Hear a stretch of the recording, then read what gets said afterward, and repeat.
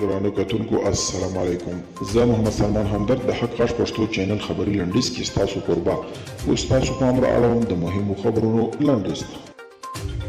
پاکستان یو ځل بیا ویلي چې په افغانستان کې د سولې او مذاکراتو ملاتړ کوي. د پاکستان د بهرنیو چارو وزیر محمد قریشي په یو ټویټ پیغام کې ویلي یو ځل بیا ټینګار کوي چې په افغانستان کې د سولې غوښتونکي دي، له همدې امله ټولو اړخونو ته پکار ده چې د جګړو پر ځای مذاکرات چټک کړي. افغان حکومت وايي د اختر په ورځ پر ارګي د راکټي بریدونو اصلي طرحان نیولي دي.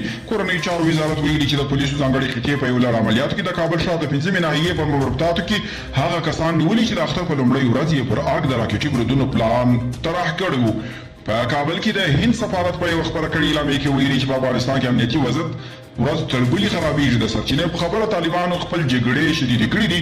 د ملکي وګړو په نشه کول ډېر شوي، عامه تاسیسات ورانېږي او د سړک غاړې ته د مین چاودنې د ملکیانو ژوند اخلي. او د عراق صدر اعظم له بایدن څخه وغواړي چې د دې کال تر پای خپل ټول امریکایي عسکر له عراقه وباسي. ویل کېږي چې بایدن به د عراق د صدر اعظم دا مطالبه ومني. ټاکل شوې ده چې د عراق صدر اعظم به نن د دوشنبې په ورځ واشنګټن ته په سفر ولاړ شي.